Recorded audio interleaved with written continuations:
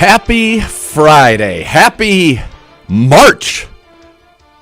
It is March 1st. Nathan Zagura, the great Gibbe, Jason Gibbs, Bo Bishop on assignment, having a pretty cool day with NBC today. NBC has no idea. No idea. Hopefully he's not listening, though. I won't say what he's doing then.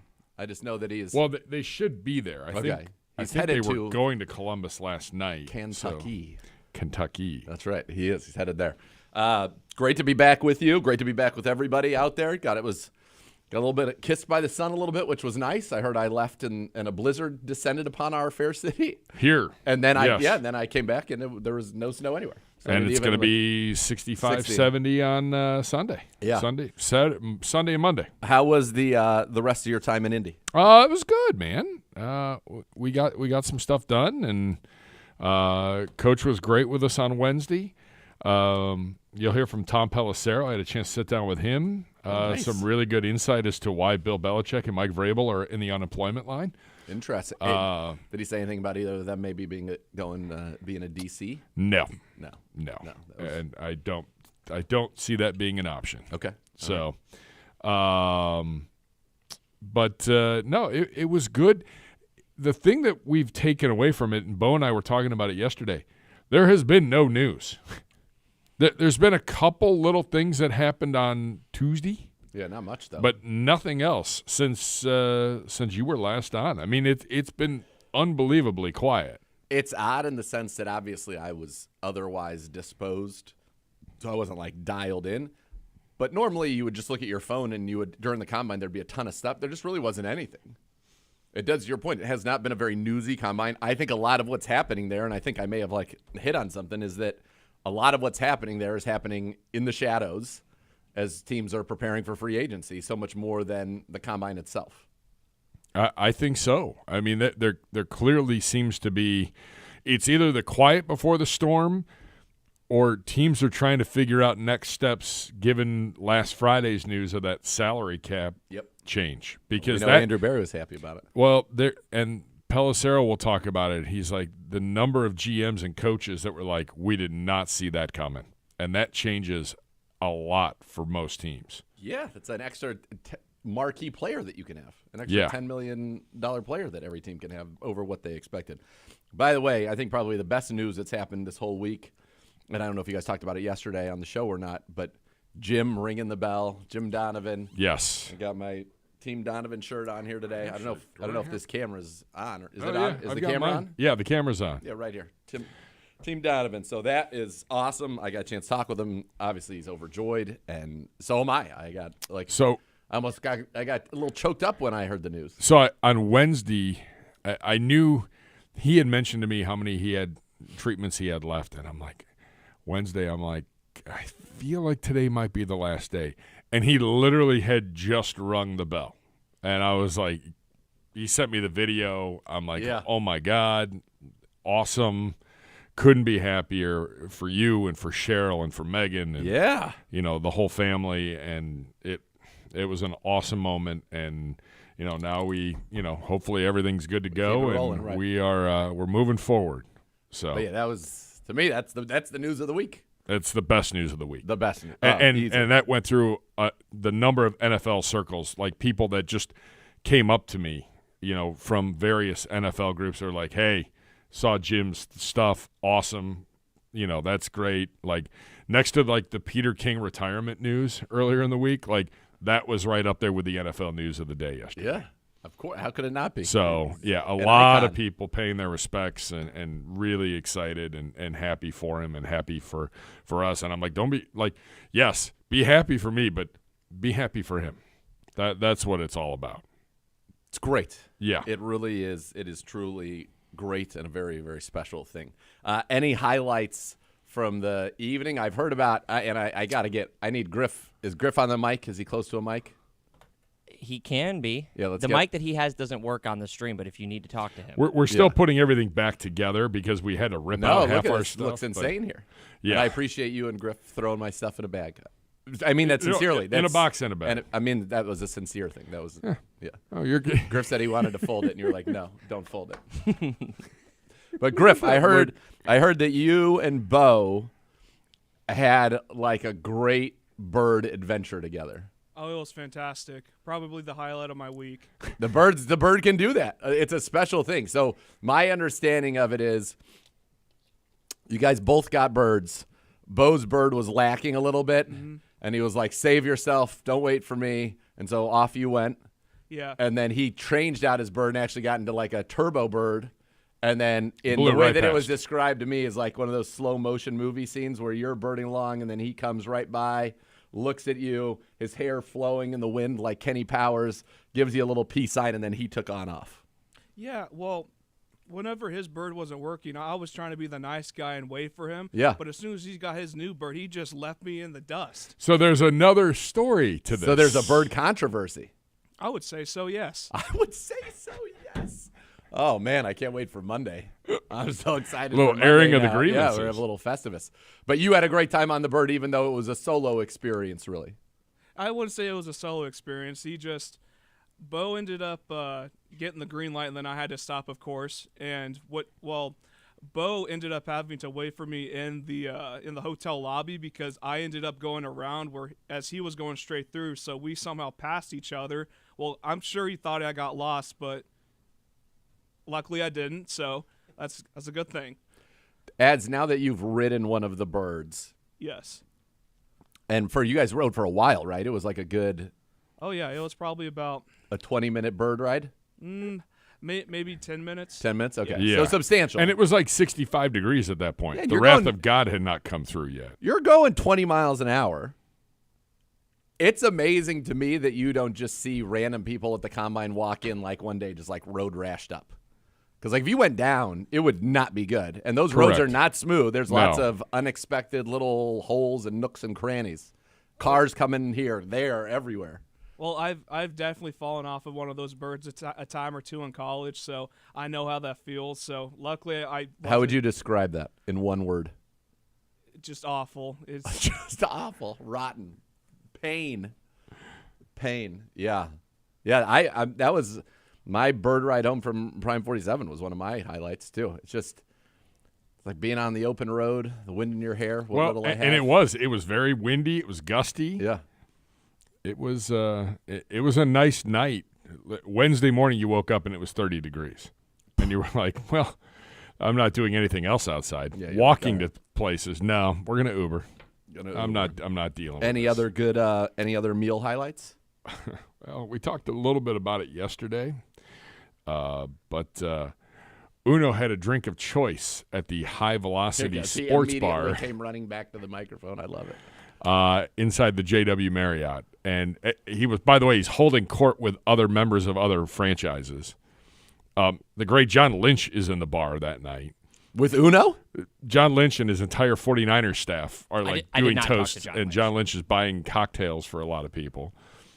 I saw a Tarver, Arfs. B. Lynch, Banda. Banda. Yeah, I was there that night Like too. it was a That's what the combine Wednesday is. night was a big night. That's the combine. That was probably the biggest night. Okay. So Uno's grabbing a drink, and Uno comes back, and I'm like, what in the bloody hell is that? Okay, Uno? Can I make some guesses? No, yeah. Go ahead. I would love to see him guess because Yeah. I don't. There's no way unless he listened yesterday. I did not. Yeah, you think he listened? I did not listen yesterday. I was being I was trying to impress one of my childhood heroes. I would guess like to me this has to be a fruity drink. I would say kind of. In a sense, Yeah. There's yes, Like an but umbrella not- drink? No, No? Okay. I mean it's a fruit, right? it is in a technical fruit. sense? Yes. A prickly pear margarita? No. I would've been pumped No, for that. but you might be. You're getting. I feel like it's. Am I warm? Maybe it's on the same Is it a trajectory. tequila-based drink? It is not. No. Is it a rum-based drink? No. vodka? Vodka, yes. Screwdriver? No. Closer. Getting there. A vodka cranberry? This is a drink, mind you. A You're not going to get it All right, because all right. I don't view it as a sea drink. breeze? It was not. It was a lemon drop martini.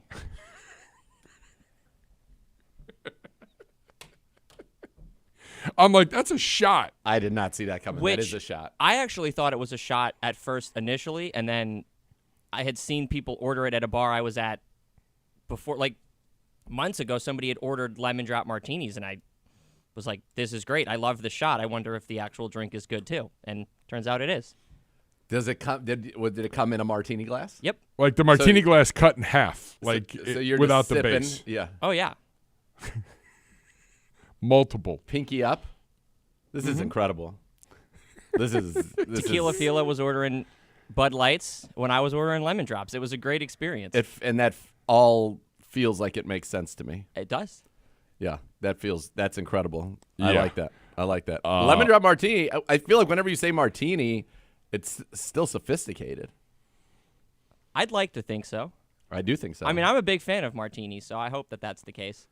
my wife's a big fan. That's what if we go out like on a weekend, that's her opening. It's like Kettle One dirty martini, regular olives. Oh, I can even no order blue it for her. cheese No olives? blue cheese. No. come on. No. Yeah, you got to get the blue cheese ones. If So you we like had blue that. cheese. We had that going on. And then last night after the combine ends, you know, we after the show ended, we got out. We got on the road. Not a pleasant drive home. It's long. We broke it up a little bit. Okay. We stopped at the gym where they shot Hoosiers. We stopped at the school. I don't think any of us knew what we were expecting. Like I thought it was okay. It's going to be a gym. I'm fired up because I love basketball. And Did you guys put some Hoosiers. shots up? No, there was a game getting ready to be played. They host like 82 games a year. Wow. There's actually a game getting All right. ready to be played. So in my mind, it's going to be like a small, dark, wooden gym. Yeah. So the original court from like 1936 is still the court. Now it's been Okay. re-lacquered and sanded down or whatever else to keep it going, but it looked unbelievable. We walked in not knowing what to expect. Am I wrong, guys? It was awesome. It was fantastic. Like, It was one of the cooler things I've ever seen. Like there was a guy that took us around and showed us behind the scenes. We were down in the locker room. Like it was really cool. How'd you get the VIP treatment? We all walked in like in our Browns gear, and we're like, yeah, we're in the NFL. with the Cleveland Browns. Yeah, and we're just on our way home from the combine, and one of our guys recommended because they were charging admission for fans for the game. I'm like, no, I'm not a fan of any of these teams. I'm just here to. Can Don't I just even go? know 'em. Yeah. We just wanted to go in and actually look at the court, and the guy took us all over and gave us like a behind the scenes. there was some incredible stuff in there, from like the history of the gym, the high school, all the games that they've played there. Like some really big time names have played high school showcases there at that gym. So the best was one of the guys that took us around. He's a puker fan, but he was a good guy, and so you let that slide a little bit. But there's like 4 or 5 guys that like run this. It's an independent group that keeps the gym going and funded and all that. And the guy, one of the craziest things, Ollie, you know, the little scrapper in Hoosiers that like sucks and like all that, like in real life was one of the best players to ever come through Indiana. Like he was up for Mr. Really? Basketball in Indiana. Meanwhile, the guy that took Jimmy Chitwood, Yeah, Jimmy Chitwood. Jimmy Chitwood never made his high school basketball team. What? He was an awful basketball player. They actually told us, like, what they would have other people shoot, or they would have him shoot, and then they would shoot video of the ball going through the hoop. Because he couldn't shoot a basketball. Yeah. Well, why wouldn't they have the All-State guy play Jimmy Chitwood? Because he was like the little He looked scrawny. like him. They flipped the roles, Got it. and he was an awful basketball player. I was listening to what was I listening to? I was blown away by it. On my drive home, I was listening to. I finished Larry David on the Simmons podcast, and then I listened to Larry David on the Conan O'Brien podcast, both of which were very, very funny. But one thing that he did with Simmons was they talked about the worst movie athletes, where somebody was supposed. They were talking about baseball movies, and when you knew one of the people involved couldn't throw the ball at all, and just how brutal it was, and they called out a bunch of things. That's interesting. I've never heard that about Jimmy Chitwood. So Had the no actor idea. who played Jimmy Chitwood could not shoot a basketball. He had been cut from every basketball team he'd ever tried out for. And then the other guy was All-State. That's wild. So, and they said they had it planned out. Remember, because he's got to take the game-winning shot. Yep. They're like, no matter what happens, the fans are going to run the court, act like you've won, like you're going to take this shot at Hinkle, like everybody's going to stream out. No matter what, like we'll make it look like the ball went in. Yeah, correct. We'll figure out how to make it all work. He actually makes the shot on the first attempt. Fans spill out. They said the one guy in the stands, one of the fill-ins, crowd people that rushes the floor is the coach that cut him like 4 times. Wow. This guy was full of like these awesome little information, tidbits, and I'm like, this was great. So we had a nice little stop there. We're driving home. Can we talk about first the cool thing they were doing with the high school jerseys? Because I thought that was one of the cooler parts. Absolutely, of the gym. Uno. Tell us, Uno. They We have an hour and a half still. a large collection of high school basketball teams. If you bring your jersey, they have the whole team sign the jersey, and they'll hang it in various parts around the Of gym. any high school. Yeah. So if you play there was probably in the in the gym, Got there it. was like 300 high school jerseys just hanging around with a bunch of kids signed the jerseys that played in there. So it was cool to just like see all of the history of these teams. Did they point out if there were jerseys that were signed by people Yeah. you would know? yes, and All-Star Game programs from the All-Star Game that It was just in Indy. they what was it? The one team, it was Odin versus Conley. Like, Yeah.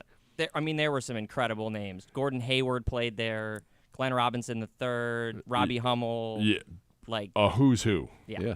That's cool. So, and on the back of the there's one door that comes off the gym, and it's like it's the door where they get ready to open it, and they're like, "Welcome to Indiana basketball." Yeah. And he walks out for the pep rally and everything, or Yeah. the first game.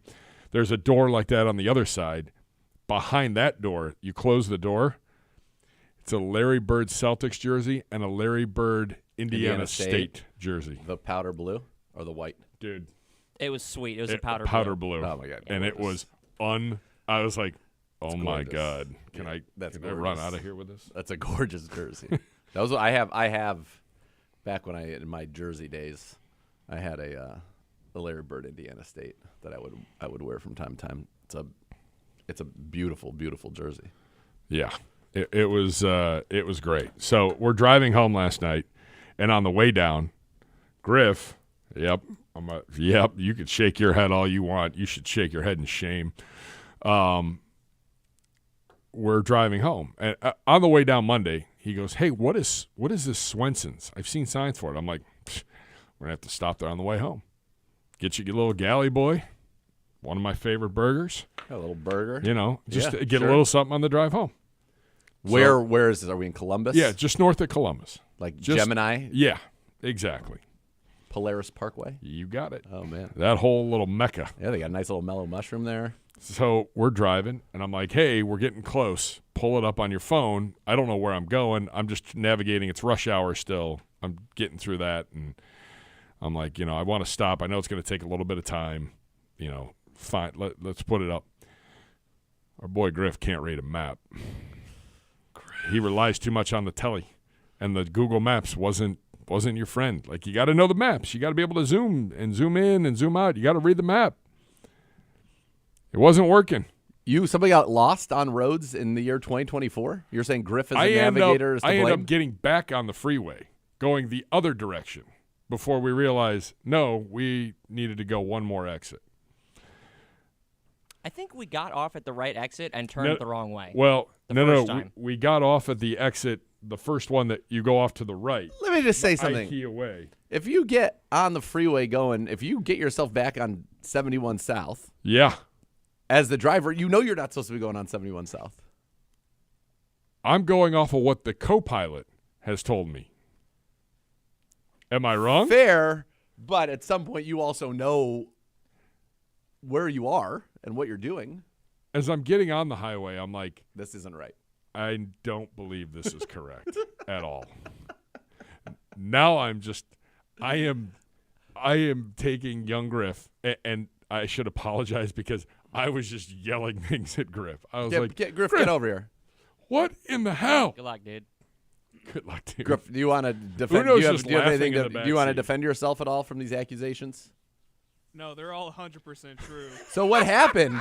What happened? No, I Like don't in know. Google Maps, you literally put in where you're going, and you Right. hit start, and then it literally tells you turn right in 500 feet. Turn right now. Right. How could it go wrong?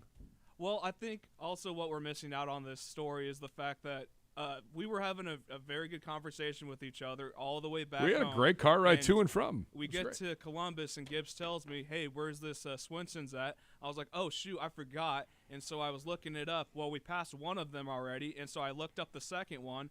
But for some reason, my phone took us back to the original one that I looked up. Okay. So I would say that's what happened. Not 100% sure. We but were going back like to So- Sawmill off of like 270. I'm like, I am not going back that So far. you didn't make like wrong turns. You just ended up going to one you'd already passed before. Yes, correct. Okay, that's not as bad. But I was like, Griff, do you not know how to read a map? Because But my he did know how mother to read the map. The map, he went where the map told him to go. He just put the wrong destination in. So my mother-in-law would, like, every one of the grandkids, everybody knows how to read a map, Like a real map. a real map. She's a Like cartographer. she's got the paperwork in the Yeah. car. I'm That's like, how it used to be when you went on a road trip. You Correct. have to map out It's the your. AAA triptych. It used to be called Map. Remember, MapQuest was like the Yes. first place where you could get driving directions, but you had to map out where you were going. I was angry at young Griff. It was all made up because we had a good gally boy. We had a little fun. Here's what I We had would a say. great laugh about it. Did we not have it? Griff might hate me still, right? There now. server had to was be great. more. There had to be more Swensons on the He was way. fire. Weren't there more Swensons on the way? No, I don't think, not really. Not once you get out of No, Columbus. correct. Not even in any of those tons of food places. no. because there's like the three of them where there's a ton of stuff. Yeah, nope. There okay. was not. So that was it. Yeah. So you had to go back. I'm trying to give him an experience. He Yeah. wanted that, so I was like, let's make this happen. All right, Uno, first combine for you. Was it what you expected it to be? I think a little bit. It was the players at the podium was the part that I would have never thought was going to be really cool, and it was probably my favorite part was going over there early and seeing all the rookies. Like Not all of them. You didn't see Martin Harrison no, Jr. well, we were gone We'll anyways. get but to no. him at some point. I don't know if we're gonna do it in this segment. 90% of the guys that Yeah, were yeah, over there yeah. talking, it was cool to like just listen and hear what they had to say. Like it was. I watch the combine every year, but seeing that part of it was really cool because you never hear about any of that side of the combine. Okay. Yeah. Who was the person? Did you see anybody where you were like, whoa, starstruck, anything like that? I don't think so. We didn't see a lot of, other than like seeing John Lynch in the bar from a distance. I don't think I saw anybody face to face that like really struck me. Okay. All right. What was your favorite experience of the whole trip? Could be a meal, could be a hangout, lemon. Matt Miller verifying his fullback out of New Hampshire. That was cool. Him giving me pronunciation. And then the meetup that I did on Wednesday night Did a little networking. with meetup. one of my favorite podcasters. Sat down and talked with him for 15, 20 minutes just about the draft, about What you know, podcast? Can I say? You Is that good? 100% Okay. can. It is Locked On NFL Scouting podcast with the draft dudes. Who runs? Kyle Krabs. Your Kyle good Krabs? friend Kyle Yeah. Krabs, who had Krabs, great. great reviews for you guys, for our whole department. Said like loves what the Browns media is doing. Well, thank you, Kyle. So Yeah, Kyle he's and good. Joe are a huge part of my. So that's your favorite NFL, yeah. podcast. My NFL listening. They like got me into the draft and the NFL scouting and all that. I feel like Uno's. I would say without any hesitation, you know more about this year's draft class than probably There's no me, question. Gibbs, and Bo put together. I've tried to study it as much as I can. Like it has been really cool listening to all of. We're these gonna draft have to have analysts. segments with you then. Uno is our draft expert in house on the fine with lead up. Who's your? Are you Dane Brugler yet? Can I just I do not have 400. no. Who's a defensive tackle that you want Mason Smith was the guy everybody was saying from LSU. from LSU? I saw that yesterday. Yeah. There's a kid from Florida State, Braden Fisk. He had a heck of a combine yesterday. Brugler was talking about him a lot on Twitter. He's just an athletic freak. I think he would be like a really good. I don't know if he's going to make it anymore, but originally I think he was. This is impressive, Uno. He ran a 4.78 at 292 He's got a mind pounds. like you do. No, he remembers he's smart, things yeah. like this. He is. That's why when the things happen with the details, it's because maybe he's a genius. It's the genius's lament. There you go. One of the smartest people I ever knew in my entire life. This is actually a totally true story. Like, could not master the tying of his own shoes, but the guy was like off the charts brilliant. Sounds like someone I know over here. I made him tie his shoes every night we went out. How did we do wardrobe wise for the go outs? Well, you saw Tuesday. I saw Monday. Monday. I did. Which was strong but interesting. Tuesday. Where'd you guys go Tuesday night? So we found a new spot. So there's a whole new behind the basketball arena. They built kind of like a Crocker Park. It's got like bars and restaurants. Like on the other side of the arena? arena? We went to a place called Tupelo Honey. It's like a southern like food. So and fried chicken? There was fried chicken, but like they had a beef barbacoa that was ridiculous. Oh, man. They had some really good, like even Bo was like, this food's amazing. They had a full bar. It was great. Yeah. We went there. It was just somewhere different. That was Tuesday. And what about Wednesday? Wednesday went to Iaria's department dinner, little Italian. What'd you guys think? It was great. Great. I knew by I still never eaten there. I knew by the bread know. that it was going to be good. When they bring out the warm bread, you're like, yeah. you know. Yeah, you know this place knows what it's doing. All right, so I have to ask you right now then. We've got a live interview at 1:45. Yeah, so we should take a breather and then get to Tom Pelissero, and then we'll get to the man of the hour, Dr. Voos. Dr. Voos. Making some news today. Because he's a legend. Yeah. He's awesome. He's awesome. All right, we'll get back to everything else in the 2 o'clock. Tom Pelissero, one-on-one with the great Gibbe from the Combine. That's next on Cleveland Browns Daily, brought to you by Ballybet, a sports betting partner of your Cleveland. Happy Friday. Good to be back. You know it's Cleveland Browns Daily. That's why you're listening. We'll be back right here on 850 ESPN Cleveland.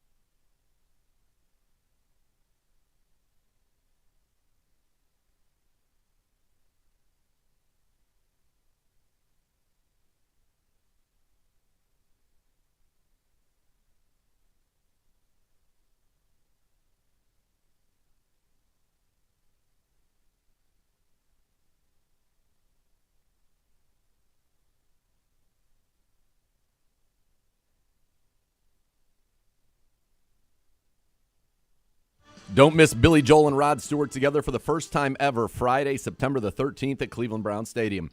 Tickets are on sale now. Visit clevelandbrownstadium.com/Billy and Rod 2024 for more information. It's Billy Joel and Rod Stewart together for one night only. Time now to go get a little national perspective. The great Gibbe sat down with Tom Pelissero yesterday at the Combine in Indy. Take a listen. And here on Cleveland Browns Daily, happy to be joined. You're done. That gives us plenty of his time when he's in town, and whether it's game day, whether it's during the season, we always appreciate it. Tom Pelissero, NFL insider, joins us from the NFL Network. A pleasure, my friend. Good to see you here at the NFL Combine. Good to see you too. Yeah, happy to be here. It's been it's been a crazy couple days here in Indianapolis, and it's always, while the Combine is great and the drills are great, it's always awesome to hear from all the coaches and GMs. A lot of news, maybe not as much as in past years, but still some things that are coming out.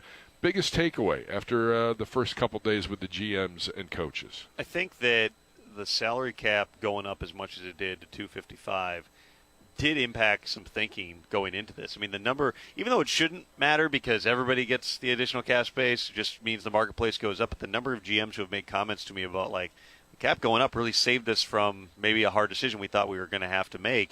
I do think that that's going to impact the landscape of free agency, and I think everybody's trying to kind of get a handle on it, because you got to remember, these teams are budgeting years out. They're projecting free agents and putting numbers on them. When all of a sudden the cap ends up $10, $12 million higher than you thought in a given year, it does change the calculus a little bit. It also changes who you're projecting other teams are going to release. So, in recent years, there's really been very little like of the actual old school under the table deal making that happens here. A lot of teams don't like to float numbers at the Combine, because then that just allows the agent to shop it around for a couple of weeks. And so, I don't think that there's a lot of those types of things happening, but there are so many moving parts in the quarterback market, both with the guys that are here in the draft, as well as potential free agents, as well as potential trades like Justin Fields, that it's going to be really interesting to see exactly how those dominoes fall and when they begin to fall, because at least in a couple of cases with Justin Fields, they could hold on to him. Odds are they're going to try, if they are moving on from him, to do that prior to the start of free agency. Russell Wilson's got a contract guarantee that's going to vest, so that's something that's got to take place. Those are probably two of the early dominoes that are going to go here, and that then is going to impact the landing spots for everybody else, even at a time where obviously, Kirk Cousins' agent, Baker Mayfield's agent, they're probably getting a pretty decent feel for what the options are at this point. Is Fields the first domino in all of this? I think there's a decent chance of that, just based upon, again, when Ryan Poles says I want to do right by Justin. Well, what does doing right by Justin mean? Ideally, I'm sure Justin would just like to be the franchise quarterback and get a massive contract and stay in Chicago, but they're in this unique position where for the second year in a row they're sitting there with the number 1 overall draft pick. And you have to take everything into account. So really, when you're saying do right by Justin, it probably just means don't hold him until the draft. Sure. Don't drag this out. Don't allow all the other teams to spend their resources on other things. And now Justin's going to some place where he's, got a rookie behind him, or he's having to compete to start or something like that. Like, move it along, get him into the right situation. The Bears are going to do the best thing for the Bears, but if you want to do right by Justin, the way that you do that at this point is at least make a decision and don't drag it out. Who's been the most impressive of the first-year coaches that you guys have had on the show here in the last couple of days or talked to? Yeah, it's been fun. We had Dan Quinn on set yesterday, and we've all known DQ, great. But man, he comes in and he's talking about what was the line? I'm going to have a blast and kick some ass. It's like, like that's that's DQ all the way. He's obviously energized. He's always high energy, but he's very, very excited. You get, I think, one of the themes in the hiring cycle this year was positive culture and collaboration. Some teams said it in so many words, where Amy Adams-Strunk from Tennessee puts out a statement after firing Mike Vrabel talking about, I believe the best organizations, I'm paraphrasing here, the best organizations in the modern NFL promote alignment and collaboration. That wasn't necessarily how things operated in Tennessee. So who gets jobs this year? It's Dan Quinn, who's super high energy, positive culture type of a guy. You go to Carolina, Dave Canales, upbeat, positive, his press conference was pretty culture impressive. type of guy. Gerard Mayo in New England, he's basically a motivational speaker. Like, that's Gerard all the way. Mike McDonald, Brian Callahan, they're more, I think, I don't want to say flatline, but they're a little bit more, their energy level is not naturally, they're not that over-the-top vocal type of a leader, but they're both positive culture guys who come from positive culture places, who didn't get jobs. Mike Vrabel didn't get a job. Bill Belichick didn't get a job. Those guys have both won a lot of games. Bill's won, 6 Super Bowls as a head coach, and obviously another one, with the Giants. Like he knows what winning is about. But does Bill's approach in the modern NFL work with this generation of players? I mean, the report card came out. The NFLPA put out their thing. I know it's controversial and all that, and Kevin had to say, hey, we're building a new weight room and all that stuff. Yeah. But when they're voting on the head coaches and Bill Belichick gets a B-, and players say in the survey that we don't feel like he listened to the locker room, which, I mean, Bill's always, players play, coaches coach. That's one of his classic lines. Correct. And they didn't feel like he used their time efficiently. Like, that's telling. And that doesn't mean that Bill became a poor coach, but I do wonder, in a league where college football is now professional football, and you got guys who are making millions of dollars in some cases at the college level, Sure. and just a generation of people that are plugged in and they're on their phones all day, and Bill knows one way. Listen, he's adaptable. He's a different guy than what he sees. Obviously, Cleveland fans have, perhaps different memories of him. He was different in the Sure. 90s than he was more recently Exactly. here. But he's been very adaptable through the years. There are just certain things that are non-negotiables with him in terms of how he wants to win in the NFL, all of which was a really long way of answering a simple question, which was who has been fun to talk to here. I think all these guys are really interesting. Jim Harbaugh being back in the league, that's good Sure. for football. Jim's the one who, I mean, it is a culture of positivity, no question. He is more is more, a lot of work. He's going to push people. He's the only one of age demographic too, the only older coach. He's 60 or 61. He's the only older coach who got a job. Everybody else was even Raheem and even DQ, I guess, is a little bit older category. But those two guys, Raheem, positive type of a culture guy. DQ, positive culture guy.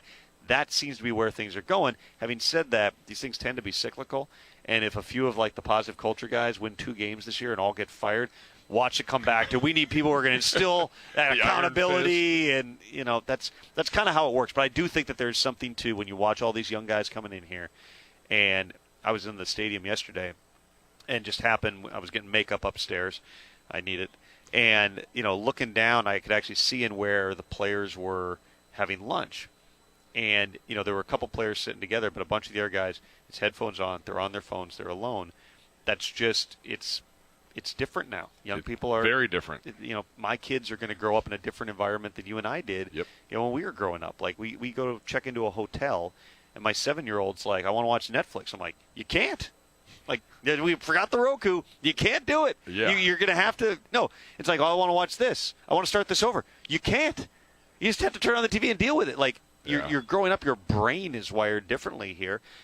Again, we'll see how all these, the positive culture guys go. But, Kevin is somebody who brought a lot of positivity. He's also another more like, Brian Callahan, where he's a little bit more, I mean, he's as flatlined as you're going to get. You see Kevin every now and then show emotion on the sideline. But, again, he instilled, positivity and belief. And there's great collaboration with him and Andrew Berry, which is, you look at those organizations that are working well together. I think the bottom line, and an extraordinarily long answer now, is owners want to feel like winning is fun and like they're a part of it. And with, whether it's Mike Vrabel, Bill Belichick, again, fantastic coaches. But it may not always be fun, and it may not always be we're all in this together. It's what I would call the football god, which Nick Saban walks away from college football too.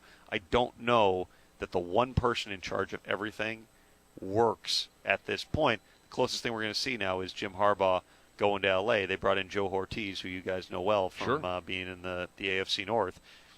Jim's going to have a lot of power here, and we'll see how that goes, but he's won everywhere where he's been. I mean, it's an influx of college coaches because of the NIL and college coaches realizing maybe the NFL, it's just all about the ball.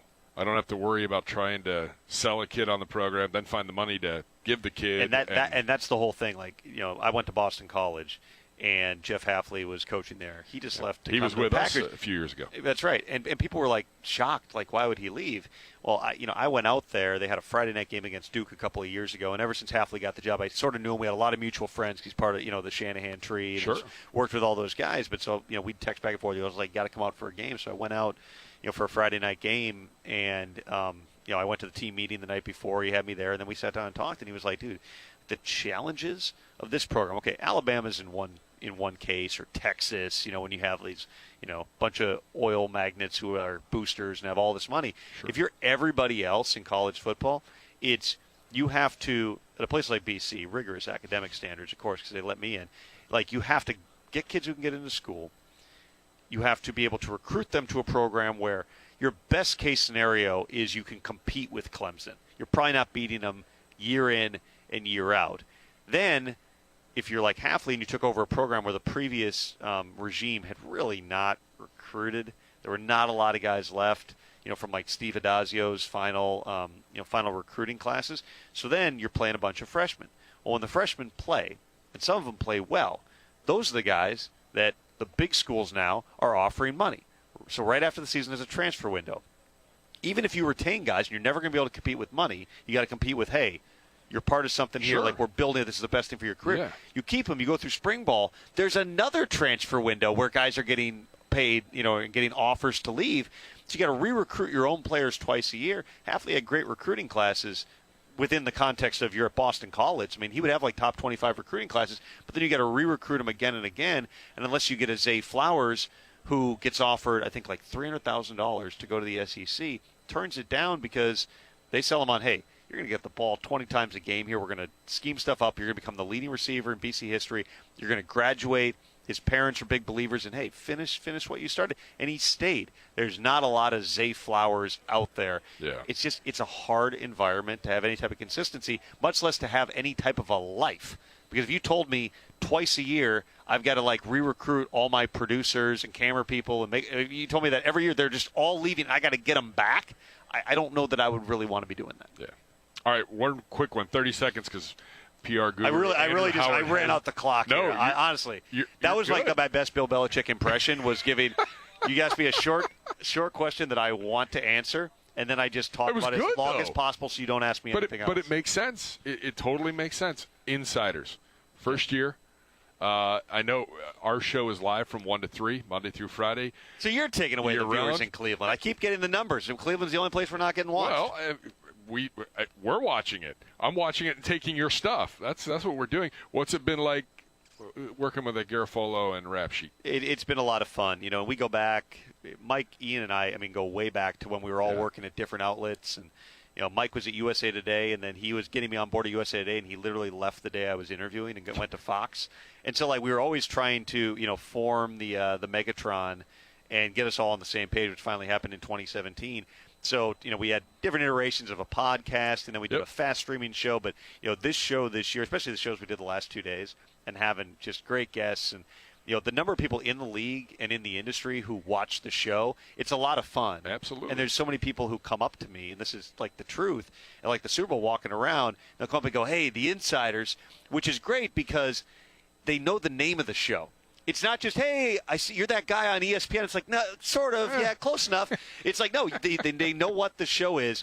I think people enjoy it. I hope they do because we honestly are, buddies. We'll murder each other at times over dumb stuff, but we're, we all get along. We try to hit every team in the league. We try to have all the information. We try to entertain people as well. So, we did the 2 shows here. I'm hopeful we're going to do some more shows maybe around the draft. I know we've got one. We got Free Agency Frenzy coming up March 11th through 13th. Perfect. Round the clock, NFL Network. So you don't want to miss Tampering. that. I'm told we're doing the Insiders the day after that on the 14th as well to kind of go through everything that's already happened, tie up some of those loose ends. So we're having a great time, man. Appreciate you watching. Absolutely. Tom Pelissero, NFL Network Insider. NFL Combine coverage on NFL Network Saturday and Sunday at 1 o'clock. Appreciate the time. All the best. You got it, man. Great job, Gibe. Thanks, buddy. You're welcome. There you go. Thanks. Yeah, you did great. Great interview right there. I Tom Pelissero. When we come back, Dr. Voos, some big news. We're going to tell you that all about it next on Cleveland Browns Daily, brought to you by Ballybet.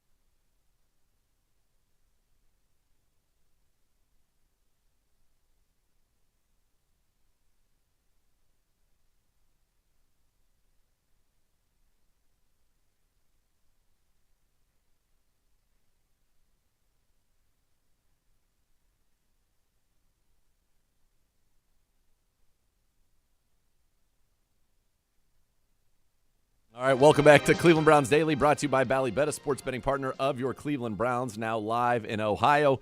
And we head out to Indianapolis via the Twisted Tea hotline, brought to you by Twisted Tea Hard Iced Tea, an official sponsor of the Cleveland Browns. Keep it twisted, Cleveland. And we are joined on the hotline by the head team physician for your Cleveland Browns, Dr. James Voos. Dr. Voos, great to talk with you, and then also to let the people know, congratulations, you have been elected the NFL Physician Society president for a 2-year tenure. Congratulations, man. Thanks, Nate. Really appreciate it. So how does this come about? Tell us what this means. What will your role be as the president of the NFL Physician Society? This is a really humbling position to fill, representing some of the best team physicians across the country and across the world, both our orthopedic and medical team physicians. So this society is solely focused on the health and safety of our athletes. And so it's a pleasure to represent this group where we can all collectively provide the safest atmosphere for our athletes to play football. And you're replacing the outgoing NFLPS president, 49ers head team physician, Dr. Timothy McAdams. Has he given you any advice on how to do this, or any little nuggets to get you ready? Dr. McAdams has been a wonderful mentor, and it's as is with most organizations, it's really about collaboration and communication. And so it's a great opportunity where he's really helped to fill me in on how things have been successful in the past. And we've really, over the last couple of years, become very collaborative, not only with the NFL and the Players Association, but also with the other medical societies in the NFL and Major League Baseball and Major League Soccer and the NBA. So that's what we're looking forward to, is really sharing our knowledge with all of the sports societies across the country. You've been the head team physician for the Browns since 2014. What's the biggest change in perhaps the learning, the care, the solutions for athletes that you've seen over the last decade, and now, as you go from not only being the head team physician for the Browns, but to the president of the NFL Physician Society? It's really been a very one of the more exciting parts of my career to be a part and to witness all the changes that have occurred. The NFL and the owners really have taken the initiative of health and safety really to another level, and as good and I think better than any other society. And number one is our mode of operation of becoming proactive and preventative versus reactive. All of the use of our technology and our workout programs to work to prevent injuries and to identify those players that may be at risk for injury. So that's number one. Number two is really a change in the equipment and the rules of the game, all focused towards safety. Our new helmets, the way the surfaces, and then the third is the technology available to us. The data and the wearable technology really is more data than we've ever had before, and really helps us to be predictive to keep our players safer. All right, I'm going to throw a couple of things at you based on what you just said there. The first would be kind of in this role now, will you be, for example, we've seen a lot of talk about how they want to change kickoffs. Maybe it's going to be the XFL rule. As the president of the Team Physician Society, are you kind of helping the football people understand the medical impact of they're starting at 5 yards apart, 10 yards apart, those differences, so that they can come up with an exciting play that also is still safe? Yeah, that's a great part of representing the expertise of this society, as we get to work with Alan Sills, who's the chief medical officer for the NFL, on things just as you're mentioning, the kickoff rule and the hip drop tackle and those type of rules changes. We can provide the healthcare data and the risk of what those rules changes may help to affect. So it's great to be a part of something is going to help prolong players' careers and still keep the game entertaining. Talking with Browns head team physician Dr. James Voos, who was just recently elected the NFL Physician Society president. And one of the things that I'm sure got you there is your humility, because you mentioned wearable technology, but you didn't mention that you were the recipient of the NFLPS highest award for academic excellence last year for your research with wearable technology. So that obviously is something near and dear to your heart. How is it being implemented so that you can decrease injury occurrence, but then also help with recovery? And we're able to watch our player workloads. And in the past, we used to see this person lost a lot of weight during practice, so they look a little fatigued. Now we get very detailed data as to how that athlete is performing. So to see a drop off in that data or a change in the data, we can react and intervene before an injury occurs or help somebody come back from an injury.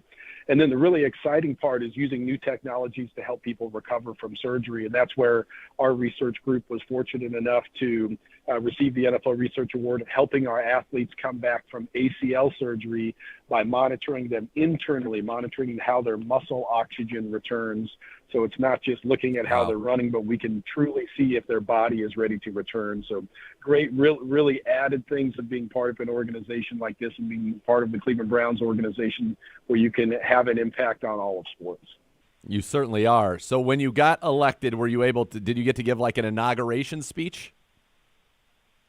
We just gave a very, very brief thank you, and really we have such a wonderful group of team physicians, and that was really thanking all of the great leaders that have been here before me and all of our mentors here in the NFL. It's such a great group of physicians that really care about taking care of each other and keeping athletes safe. So for me, it was a few words of thanks and gratitude to be able to serve an organization that's done so much for my career.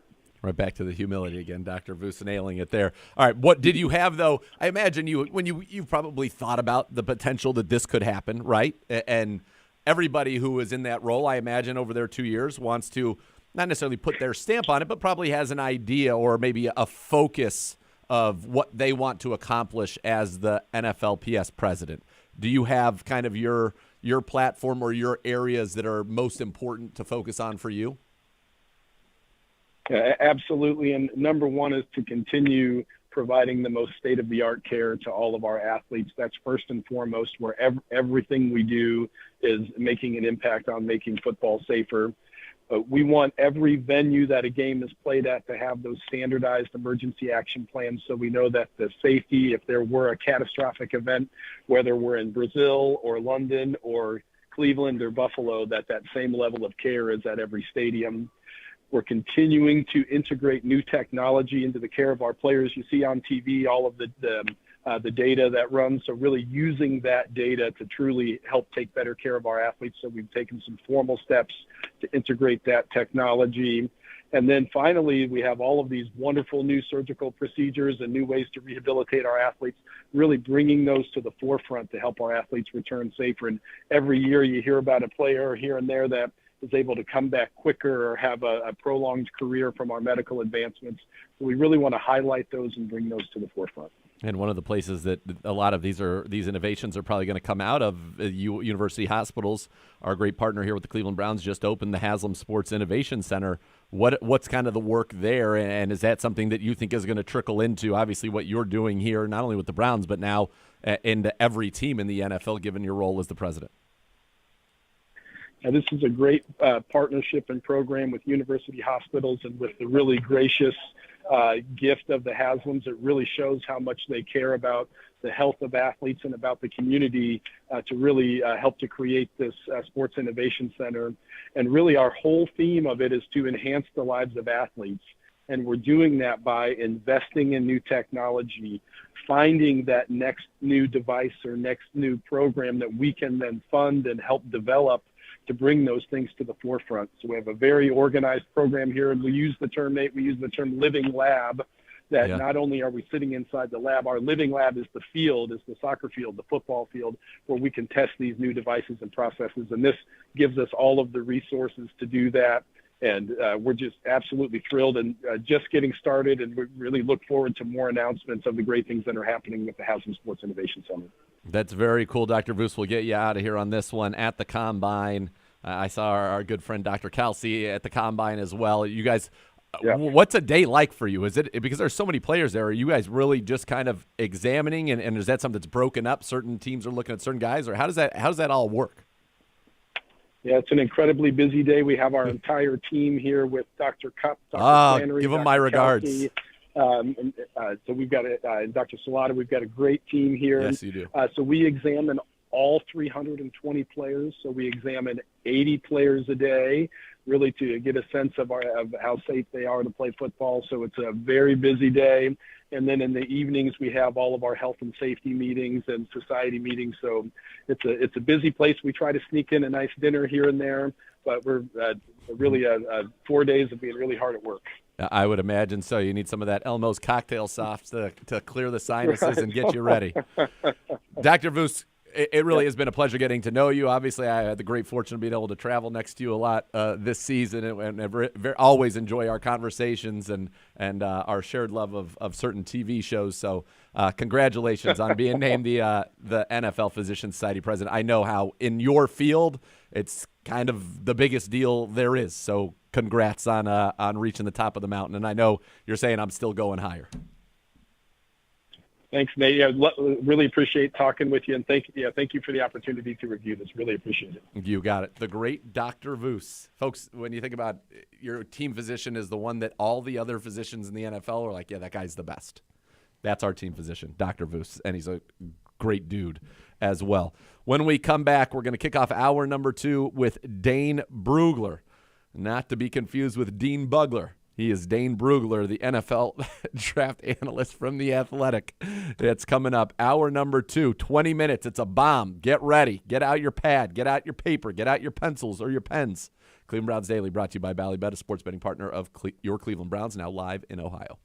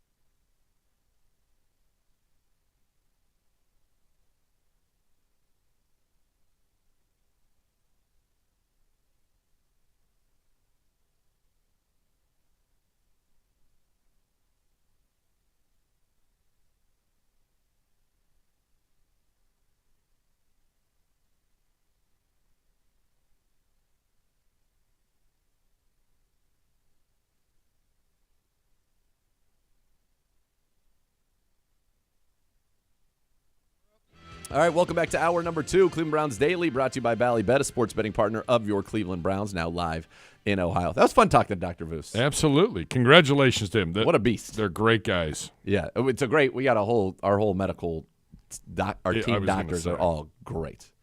Great guys. Another great guy is Dane Brugler from The Athletic. He is their draft analyst, and he joined us as he does every single year at the Combine. Take a listen.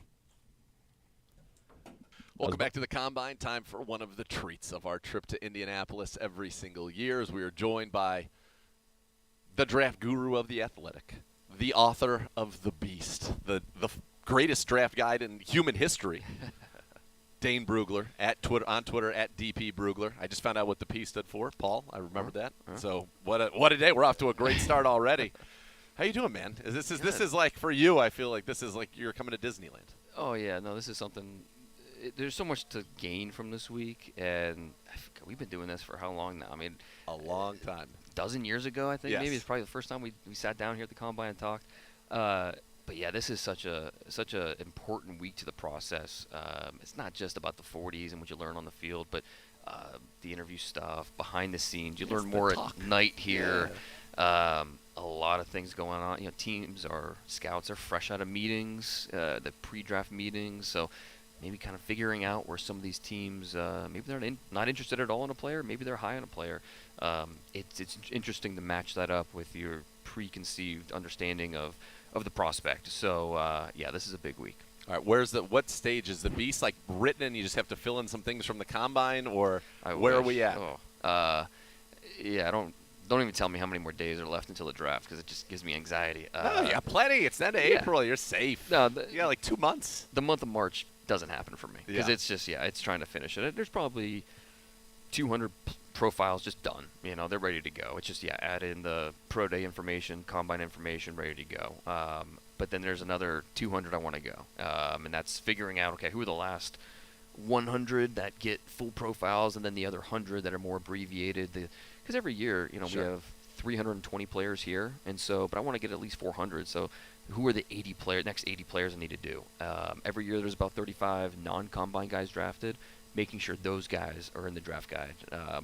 Hasn't been since 2016, the last time a player was drafted who wasn't in the Beast. So, got to keep that. Keep that going. Keep that We'll knock out. yeah. Gibbe's knocking on wood for you. I like that. So to find those guys, is that based on your relationships with scouts 100%. from around the league? Because they're like, we're talking about this guy. That the teams are drafting the guys. No matter how much I like a kid from Mount Union, it doesn't really matter. It's who are the teams looking at? Who are they maybe interested in that not really a lot of people are talking about? Yeah. And maybe it's because of they're from a small school. Sure. Maybe it's because they were just something about their profile is not matching up. Maybe they just don't have a lot of snaps. They were backup, whatever it may be. But that's why I have a ton of respect for the area scouts around the league. They're on the ground. They're figuring all these guys out. All the information they get is so valuable to the end process. And so trying to figure that out is definitely a key part of what I do. All right, so you're coming here. What's your favorite thing about the Combine? Is it the late nights when you're just out and about in the mix here, getting information? Besides talking with you guys, I mean, it's That was I didn't want to. that was a given, right? Yeah. What's the best steak I get? I don't. Maybe that's that's next. You got to have a steak. What's your number one steak? It's in got to town? be the cowboy ribeye from St. Elmo's. Of course. You can't go wrong. It's they know what they're doing over there. Yes, Put it is that way. They got it down to a science. Even the bread's amazing. It's so good. But Do you handle the shrimp cocktail? I'm not a shrimp guy, so it's not for me. But I stick to the steak and the green beans and the bread, and it's just fantastic. Yeah. But football related, I think it really is getting a chance to understand where teams are in their process. Because again, after the All-Star season's done, Shrine Game, Senior Bowl, all the scouts, they go back to headquarters and they have preliminary draft meetings. And that's where they all sit down and they go over these players. And the room has an opinion about the player. The area scout has an opinion. The GM has an opinion. And you build your preliminary draft board. And getting a better sense for what that preliminary draft board looks like and feels like from team to team is really fascinating because I think people would be really surprised how. I was just going to say, how different are they? Yeah, very different. And, we need to remember, too, there are 320 players here. Draft boards around the league are 150 names. A lot of guys just aren't a fit culture-wise or scheme-wise. And so understanding who specifically teams are looking at is a key part of this, too. And a lot of that happens here at the Combine. And, I know the 40-yard dash, that stuff, I care. It's checking a box. Yeah. It's more confirmation, right? It's a cross-checking exercise. Yeah. It's making, hey, this guy's fast on film. Okay, he's fast in shorts and a T-shirt here at the Combine. There will be surprises, obviously. Guys run faster than you think or maybe don't perform up to the level, and you have to go back and figure it out. Maybe he's just not a great tester, Maybe the tape you watched on him in October, he had a hamstring injury. There's so many different factors here with these guys, and it's all about, as a scout, you have to be part investigator, you have to be part psychologist, there's so many aspects of being a really good scout, and here at the Combine helps fill in a lot of those spots. Are you surprised Marvin Harrison's not doing anything, not a pro day, nothing? No, I'm not too surprised. I mean, his dad didn't in the 1996 Combine. It feels like every year we make a big deal out of this, but every year it happens where a lot of the top prospects they don't work But no, out. you go do a pro day still. You do Yeah, at your school. I think it's a good example of a player knowing his power. I'm going to be a top 5 pick. If you want to pass on me at 3, okay, 4 is going to take me. You want to pass me at 4, I'm not falling past 5. So this is a player that understands his worth, and instead of wasting my time training for the 40 and all that, nobody watches Marvin Harrison's tape and says, is he fast? I don't know. He's kind of slow. No one's saying that. So even the short area agilities, the short shuttle, the 3-cone, selfishly, I want to see him do it because I think he'd be amazing. Really, really big numbers with all these things, but he doesn't have to. And so why am I going to waste my time training for it? It's I think in a perfect world, we'd have 100% participation here. Sure. It'd be great to put data next to every single player, right. But it's not realistic. And at the end of the day, nobody's going to be talking about his choice not to work out when he's drafted in April. So Marvin Harrison is and maybe he's not, but if I'm assuming he's your number 1 receiver this year, okay, is he your highest graded receiver since who? Probably Julio Jones, I think. Okay.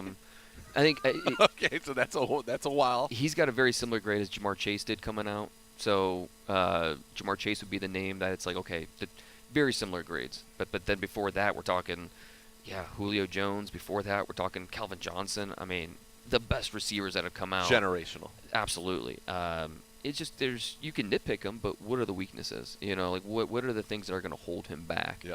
And honestly, I would throw Malik Neighbors in there as well. I think there's a razor thin gap between Harrison and Malik Neighbors. Both these guys are. So if you're in the top 10 and wanted a receiver, this is a good draft for you. You better be in the top 6 because I don't know just put Rome Odunze in there as well from Washington. If you want one of these guys, you probably need to be picking in the top 7 to make sure you get him. If I'm I'm the Bears at 9, and I'm gonna take Caleb at 1, and then I would love to get one of these receivers to pair with DJ Moore on the outside and really make my offense the best it can be. I don't think I'm gonna get one at 9, so I'm making calls, see what it would cost for me to go up to 7 to make sure I get one of these guys. Because you look at it, quarterbacks are going to go 1, 2, 3, most likely. Yep. Whether the Patriots pick 3rd or they trade out of there. Yep. I think quarterbacks go 1, 2, 3. Cardinals, Marvin Harrison Jr. probably. Yep. 5's really interesting. I think the Chargers want out of there. They would love. Jim Harbaugh wants more picks. He wants to really build up his roster and his image. If they could get a receiver that's that good, and then they have Keenan Allen and Mike Williams as free agents, give Herbert a day 1 weapon on a rookie contract. It'd be hard to pass. But Jim Harbaugh's a different bird. We know that. So don't say. he wants to work the middle of the field. He wants a ground game. He wants to build the offensive line. It makes the most sense to go wide receiver there. But I think they're going to look at entertain trade offers and maybe move back a little bit. And then the Giants at 6, they need an X receiver. So there's a good chance we see quarterback, receiver with the first 6 picks this year. It's kind of the evolution of the league as we talk 100%. Here with Dane Brugler. And it feels like the top half of the first round, I don't remember it being so offense heavy in a long time. I mean, there isn't that Myles Garrett. There certainly is not that dominant edge. Are there really corners that you go, okay, we got to have them, or maybe one? I think Terry and Arnold from Alabama, Yeah. and I'd throw Quinyon Mitchell in there too from Toledo. I think both those guys are have a chance to be really good starters in the NFL. And so it'll be interesting who that first defensive player is off the board, whether that's one of those corners. Is it Dallas Turner from Alabama, who I think probably be the first pass rusher drafted? Yep. I think a dark horse is Byron Murphy, the defensive tackle from Texas. He's going to tear it up this week. I mean, he's 300 pounds. He's running the 4.8s, and he'll be great. Put up 35 reps on the bench. He's a dark horse to be the first defensive player drafted. But where will that be? Is that going to be 10? Is it going to be 12? You're 100% right. If you need one of those premium positions, quarterback, tackle, wide receiver, this is the draft for you if you're picking top 10. All right. Browns, we know, no first-round pick again. Last year, well, not. We'll see. Maybe there's a trade in the who knows? Feels like the last year where we won't have a first-round pick. But first pick is 52. Yeah. If you're the Browns, talk to me because you're always very good at this. You pegged Greg Newsome from the get-go back when we used to have first-round picks. Yeah. What positions are you really looking at? And then who would maybe be a couple of guys in those positions? So start with whatever you think the first position you're looking at maybe in round 2. Yeah, it's tough, obviously, because you don't know how those first 50 picks are going to play out. Sure. So you have to let the board fall to you. But I'm convinced that wide receiver is going to be a deep position every year between now and the rest of the time. Yeah, it's just how the best athletes, that's where they're going because they want the ball. And if you're not good enough to be a quarterback, and there's only one quarterback in every team, you're going to be playing receiver.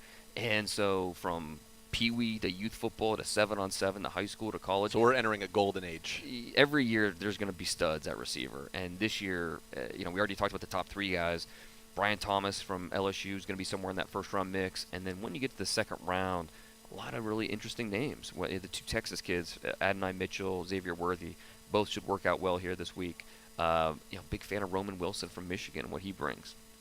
So I think depending on what you're looking for exactly, because if you're drafting a receiver in the second round, you're sacrificing something, right? Yep. Whether that's size, speed, maybe a little raw, not the best route runner. So, there's a reason he's not a first-round pick.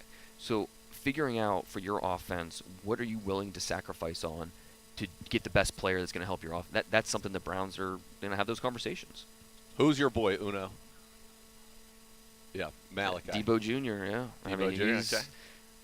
Before the catch, he's a receiver. After the catch, he's a running back, man. He is built. I mean, he looks like a running back. He is jacked. But he's should run the 4.4s here. He's got speed, too. He's a lot of fun to watch coming from Western Kentucky because of what – they call him the Yak King. And they call him that for a reason, obviously. He's a guy that I think even though he was more of an underneath player in college, he showed at the Senior Bowl. He can track the ball deep. He can be more than that. So, he's definitely in that second-round mix as one of those guys. In my top 100 that I came out with last week, he was like 49 or something. So Okay. I think right around that range that we're talking about. Who of the receivers that you mentioned, or maybe somebody you haven't mentioned yet, that like second or even third round, that's just we need a field stretcher, right? Yeah. We need the vertical, take the top off the defense, a burner. Who are some of those names? Troy Franklin's the first one that comes to mind, the Oregon receiver. You think about what the Browns prioritize, and he kind of fits a lot of those boxes. He's young. He's going to run really well. He's a more skilled receiver than, say, like an Anthony Schwartz was coming out of Auburn. But at the same time, again, you're sacrificing something, and he's still young in terms of being a more diverse route runner with his route tree. Some of the stuff downfield needs to clean up. There's some Christian Watson there, what Watson gives to the Packers, who not the most complete receiver, but you want that field stretcher. You want a guy that's going to – defenses have to respect that speed. Yep. And what that does for the rest of your offense, Troy Franklin gives that to you. So I think he is a realistic option if that's the type of receiver they want to go in the second round. Defensive tackle is a position I feel like they're going to have to address. Right. I mean, right now you're coming in the season with just Dalvin Tomlinson, Siaki Ika. Anybody in that second round that would be you'd be running to the podium to get if they're there for the Browns? Yeah, I don't think it's necessarily a deep group in terms of interior defensive line, but there are some good names, I think, on day 2. Chris Jenkins from Michigan, who, we know what his dad was. Sure. But he's a completely different player. His dad was 360 pounds. Jenkins is probably 295, but he's a really twitched-up player, can rush the passer, can stop the run. He was a part of a really heavy rotation at Michigan, so the numbers, the production don't just jump off the page. But when you see him move, and you see how he can play the run, how when he is matched up with single blockers, how he can break them down and create pressure on the pocket. You see a guy that's ascending and getting better and better. So I think Chris Jenkins would make a lot of sense there. Michael Hall's really interesting, the Ohio State defensive tackle, another guy that doesn't necessarily have the body of work you want, but when he's on and he's healthy, good luck blocking him because he is an explosive guy. So the defensive tackles, not a really deep group, but definitely some names on day 2 that I think would make sense for this So team. who was the one that came in, was the number 1 defensive lineman out of high school? And then The LSU kid? yeah, is that Yeah, Mason Smith. yeah. Yeah. Is he good? Yeah, I mean, there was so much hype for him, and then he tore his ACL in the opener last year, 2022, came back this year, and wasn't quite the same guy. I think 3rd, 4th round, and the other LSU defensive tackle, Mekhi Wingo, he's another really good player as well. So both the LSU defensive tackles, 3rd round, 4th round, that's the type of range we're talking for them. It's just anything. I don't even the command you have is just spectacular. It's stunning to watch. Talking, of course, with the great Dane Brugler. All right, so we talked a little defense tackle. We talked about wide receiver. Mm-hmm. You mentioned it's a deep tackle class. Is that true into like 3rd, 4th round, or is it deep in terms of It's top heavy. top heavy? Yeah, Okay. yeah. I think we're going to see maybe 6 offensive tackles go top 20, top 22. Yeah. And then maybe a few more even get into that first round. So we might end up with 7 or 8 offensive tackles first round. Okay. And then a little bit of a drop-off. I'm a big fan of the Yale tackle, Kieran Amageji, but he's a draft and develop guy. Like Okay. he's not someone that's going to help you on his rookie season. Offensive tackle, Patrick Paul from Houston's another one of those guys who's really long, but he's available in the 2nd round for a reason probably.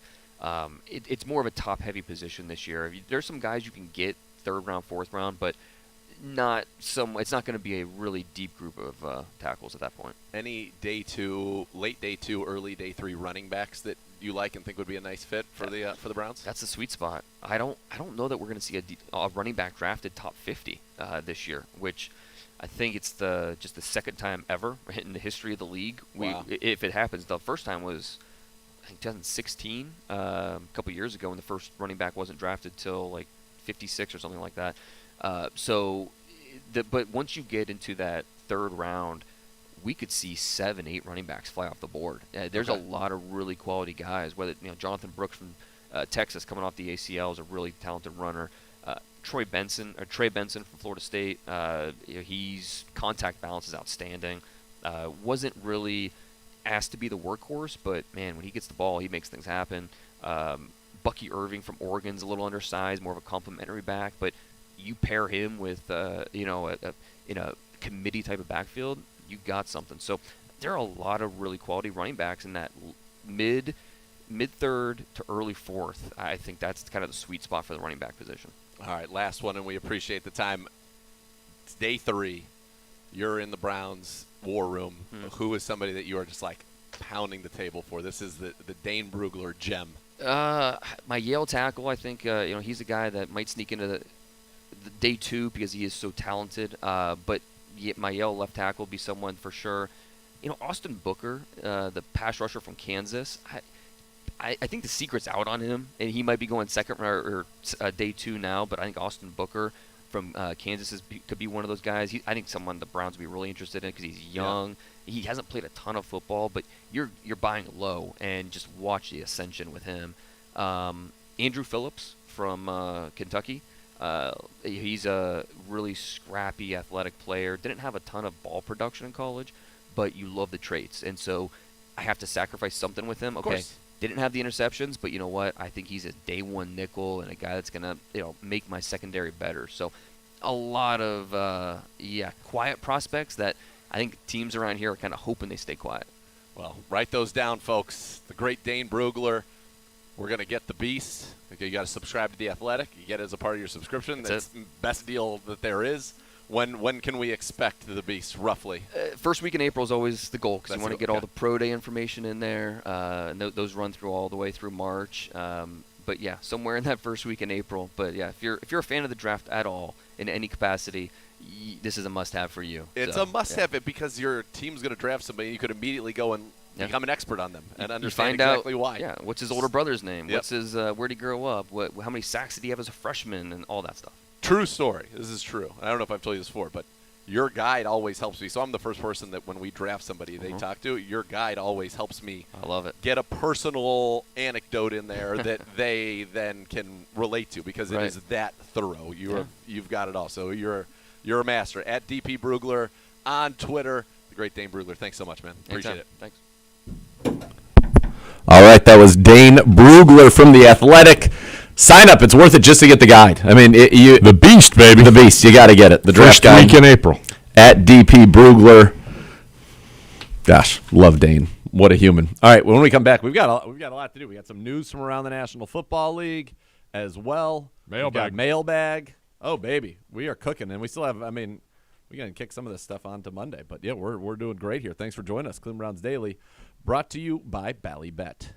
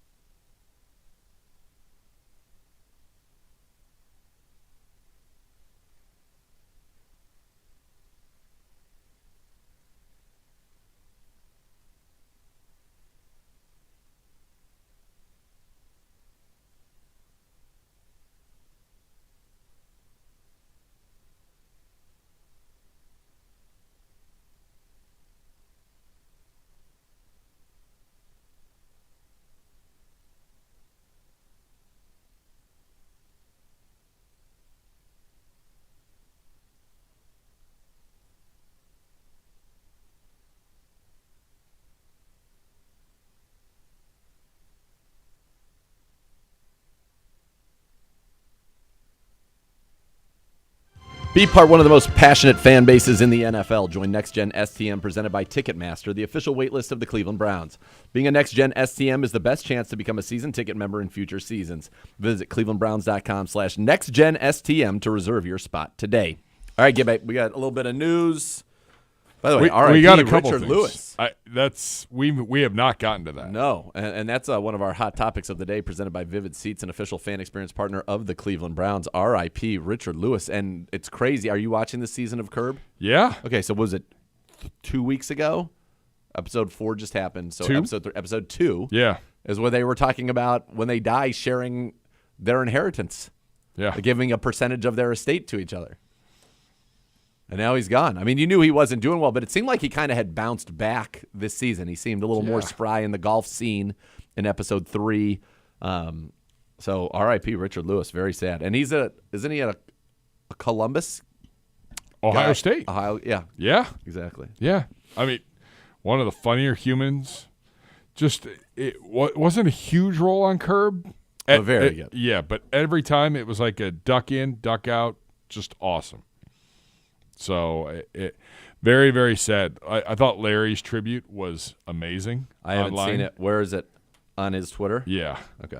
I mean, it was great. It makes you sad, but it also is like, wow, that's pretty amazing. Oh, are you talking about the thing where he was like, and he made me like And him? he made me cry, which Yeah, makes me hate him. Makes me hate him. Yeah.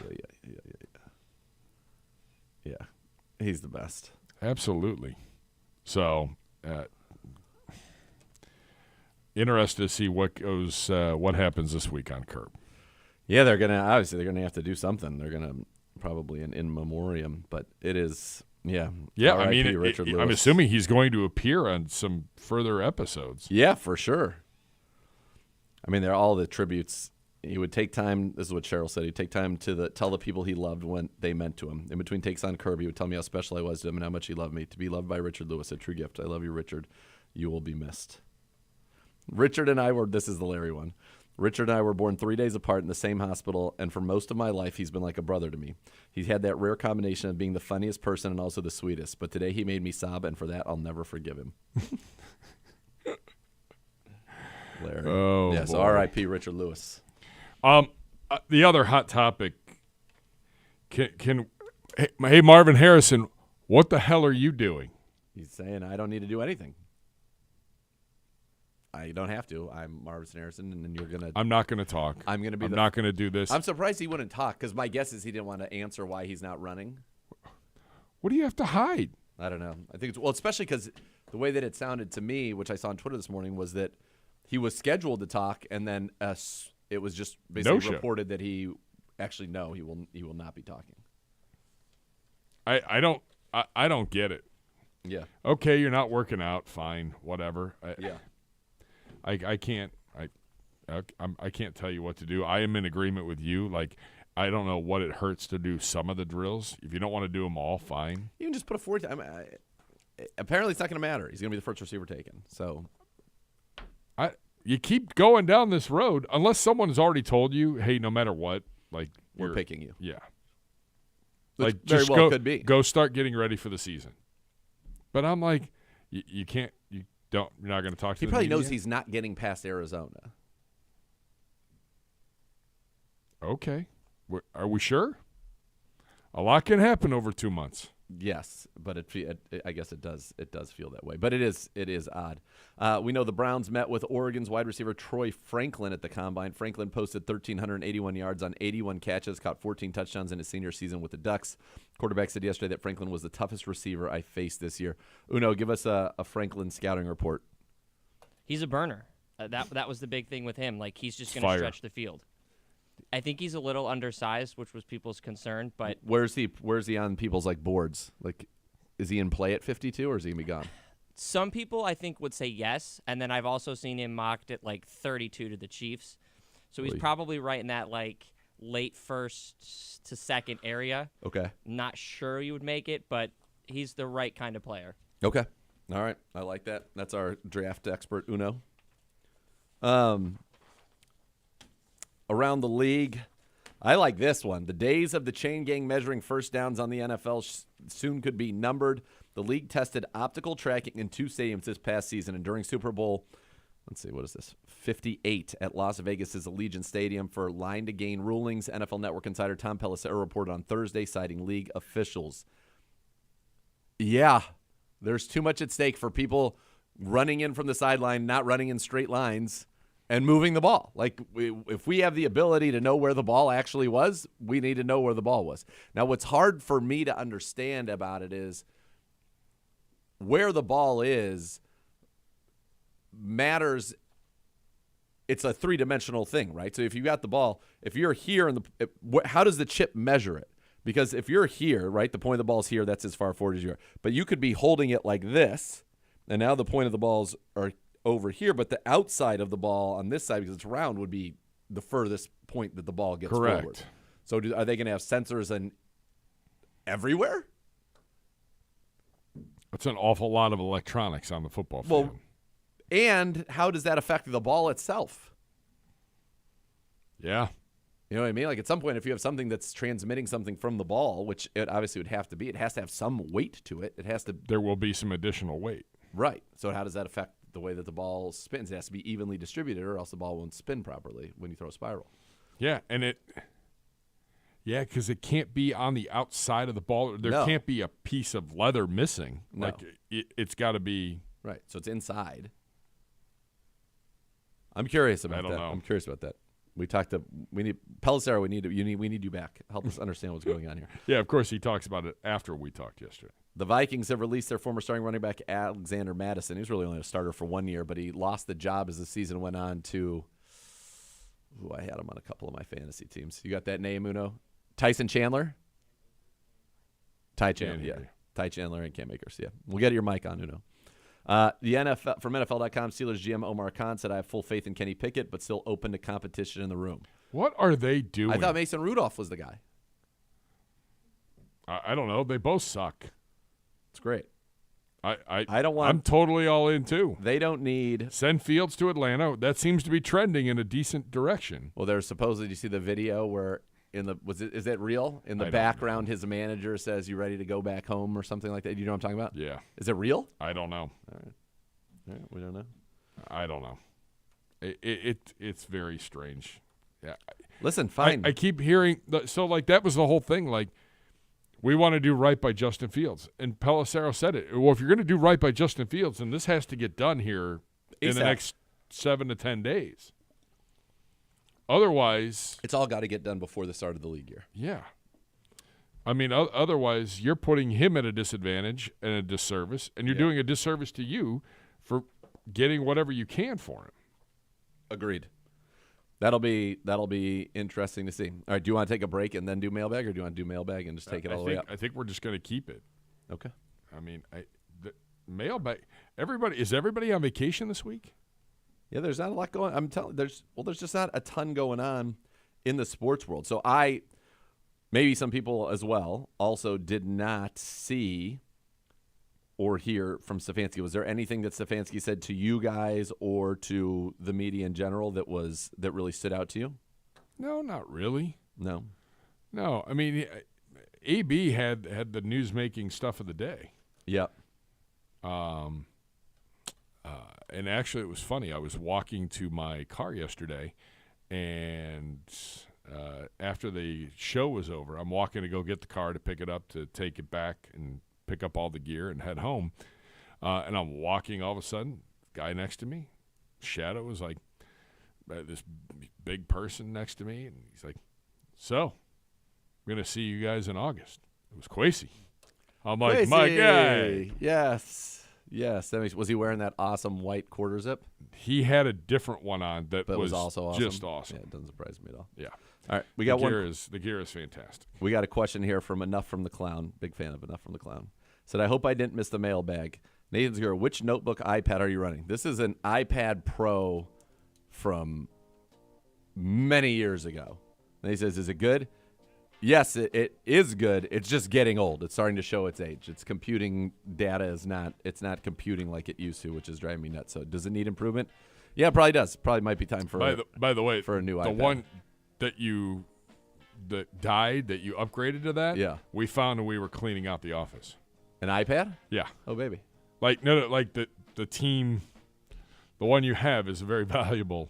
This one? Yeah. Well, you have access to things. Oh, yeah. But the old one doesn't, I don't think. I don't know. don't think It's so. dead currently, done. but we found It's it. toast. Yeah. No, this one's good, but I think it's probably time for a new one. By the way, the great Matt Schrodek, Chris Cola, and Drew. Oh, man. Whole new office? Yeah, we got cabinets coming. They're like, hey, they were supposed to be here today. They'll be here Monday. I said, great. No All worries. right. All good. But Griff has a workstation now. I know. Griff. Why does Uno keep staring at me? Why are you staring at me, Uno? You have mailbag questions for us? I have nothing, no. Do you have a question that you want answered right now about anything? How was your golf? Did you shoot well? I did. Started off slow and then got to go. How's the back? Back. Miraculously, it feels like playing golf has helped my back. I was not feeling good on the way down there. I was lying down and stretching and contorting my body and trying to feel like I could stand up. And then all of a sudden, the sun hit me. It was time to hit a golf ball, and my body's like, "You're good." That's walking. Like I didn't have any less than 15,000 steps a day. Oh yeah. Like There's a lot of walking I in felt Combine. good though. Like the weather was good. Yeah. Everything. I came back here like this morning. I went to get out of bed. I'm like, what in the bloody hell? Why do I feel like a 90-year-old man again? Like everything's sore, everything's achy. I'm like, I think it's the weather. It is. All right, here we go. Thoughts on the Ohio State draft class this year? Which one would fit best on the Browns? Uno. Probably Uno's running mailbag. Mike Hall, the defensive tackle, would be the best bet. We're obviously not going to get Marvin. Cade Stover, their tight end, would be a fun late addition. I Okay. think he's got a nice mix of blocking and receiving. And I think he's from Southern Ohio. Okay. So he's at least an Ohio kid. So those are probably the two biggest ones for us. All right. Very good. Don Verdell says, I believe the Polaris Mellow Mushroom is closed. Tried stopping a couple months back. Say it ain't so. I don't know. Can we quickly Google this? Mellow Mushroom, Polaris Parkway, Columbus. Iron Will says, I missed the debut of Kelsey Russo yesterday. Did a She fine was job. on. How'd she was do? on. She did good. Nice. Everything went well, man. Good. Yeah, well, we had Coach was delayed coming to us on Wednesday, so we threw her into the fire with like 15 minutes notice. I'm like, hey, you, Jordan Reed. It is 15 closed, minutes. by You the good? way. 15 years. It's been, After 15 years, it's closed down, the Mellow Mushroom. in why? Columbus. Oh, you are angry. I almost if I had gotten out of Indy later, where I wouldn't have gotten home at a time where I could maybe. Did you eat make a good late time dinner. or no? I did. Yeah, I was in the door by about 9:15. It's not bad. Yeah, not bad. Little news. This is Zach Klein via 92.9 The Game Sports Radio. Arthur Blank has basically told his front office staff, do what you got to do, pay what you've got to pay, get it done. Everybody that I've talked to, agents, other coaches and scouts, guys around the league, that's the feeling. That's what they're hearing. The Falcons are putting all their attention on Kirk Cousins. Interesting. Yeah. Huh. Okay. That's business is picking up. Yeah. And we'll see it. And with that, so much more to come. You're Oh, man, hold on, I got one more. Hold on. I got one more. Hold on. Maybe. I got one more. I got one more. Just hold it. Hold. Okay, all right, hold on. All right, so much more to come. Cleveland Browns Daily.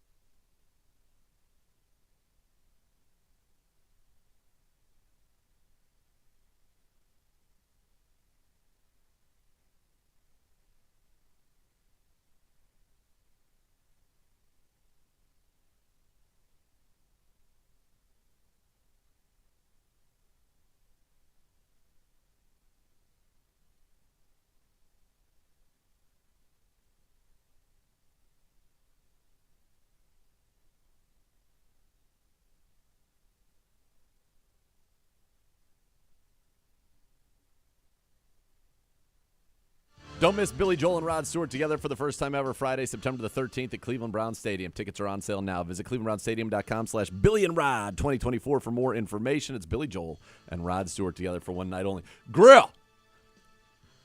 I got a tweet here. I don't know what it means. It says, I don't see it on Apple Podcasts. Uno, Griff, you got one job, arrows down. Yeah, that's on me. Didn't have any service driving home from Indianapolis yesterday to post. Everything will be up before we leave today. Yep. So that feels fair. Yeah, all the shows will be up 30, by the 30. end of the day. All right, that feels fair to me. That feels pretty good. All right, very good. Well, it's good to be back. Thank you to Tom Pelissero. Thank you to Dane Brugler, and congrats and thank you to Browns team physician and president of the NFL Physician Society, Dr. James Voos, all for joining us today. For the great Griff and Uno and Gibbe, Nathan Zgura saying the next level is next. Thanks for listening to Cleveland Browns Daily, brought to you by Ballybet. Have a good weekend, everybody.